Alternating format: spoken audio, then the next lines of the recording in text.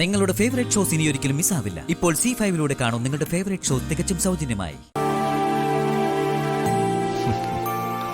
നേരത്തെ ഞാൻ പറഞ്ഞല്ലോ, ഇതെല്ലാം കൺമണി ശ്രീലക്ഷ്മിയായി എന്നോട് പറയുമെന്ന് തന്നെ ഞാൻ കരുതിയത്. പക്ഷെ അതുണ്ടായില്ല. ഇനി എനിക്കറിയേണ്ടത് ഒരേ ഒരു കാര്യം മാത്രമാണ്. എന്തിനായിരുന്നു ഇതെല്ലാം? ആരുടെ കാഴ്ചയെ തൃപ്തിപ്പെടുത്താനാണ് താൻ ഈ നാടകം മൊത്തം കളിച്ചത്? അതുകൊണ്ട് എന്താ നേടിയത് താൻ? പറയാം സർ, ഞാനെല്ലാം പറയാം. പലതവണ സാറിനോട് പറയണമെന്ന് കരുതിയതാ, പക്ഷേ കഴിഞ്ഞില്ലെന്ന് മാത്രം. സത്യം പറഞ്ഞാൽ ശ്രീലക്ഷ്മിയിൽ നിന്ന് കൺമണിയിലേക്കുള്ള ദൂരം വളരെ കുറവായിരുന്നു. തിരിച്ചും അങ്ങനെയാണെന്ന് പറയാം. സാറിന്റെ ഓരോ നോക്കിലും വാക്കിലും കൺമണി എപ്പോഴൊക്കെയോ ശ്രീലക്ഷ്മിയായി മാറിക്കഴിഞ്ഞിരുന്നു എന്നതാ വാസ്തവം. സാറിന് ശ്രീലക്ഷ്മിയോടുള്ള പ്രണയം എന്നെ പറഞ്ഞു ബോധിപ്പിക്കേണ്ടി വരുന്ന ഗതികേടിനെ കുറിച്ച് ആലോചിച്ച് എത്രയോ ദിവസം ഞാൻ ഉറങ്ങാതെ ഇരുന്നിട്ടുണ്ടെന്നറിയോ? എനിക്ക് ഈ ലോകത്തെക്കുറിച്ച് അത്ര വലിയ കാര്യങ്ങളൊന്നും അറിഞ്ഞൂടാ. അറിയാവുന്നത് ചില കുഞ്ഞു കുഞ്ഞു കാര്യങ്ങൾ മാത്രം.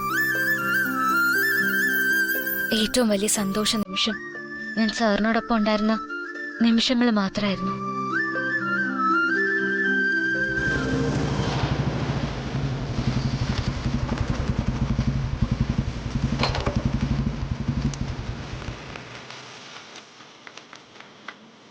പക്ഷേ അപ്പോഴെല്ലാം അതൊക്കെ തകർക്കാനായി ആരോ നമ്മുടെ പുറകിലുണ്ടെന്ന് എനിക്കൊരു തോന്നലുണ്ടായി.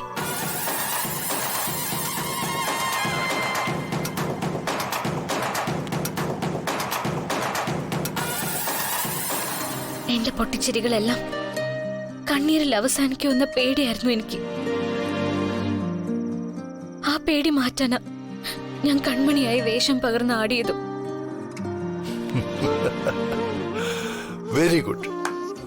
ഈ ഒരു നിമിഷത്തിലെ തന്റെ തുറന്നു പറച്ചിൽ കേൾക്കാൻ വേണ്ടിയിട്ടാണ് ഞാൻ ഇതുവരെ വെയിറ്റ് ചെയ്തത്.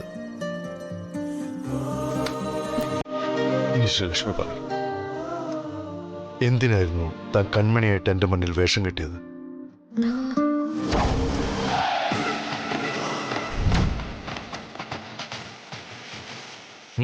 എന്തായിരുന്നു തന്റെ ദുരുദ്ദേശം?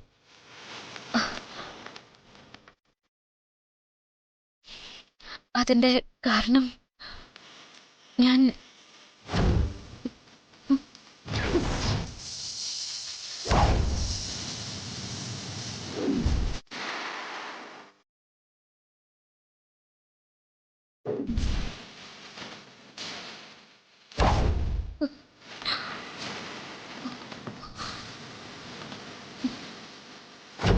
ഇന്നു മുതൽ നിന്റെ പുറകെ എന്റെ ആളുകൾ ഉണ്ടാവും.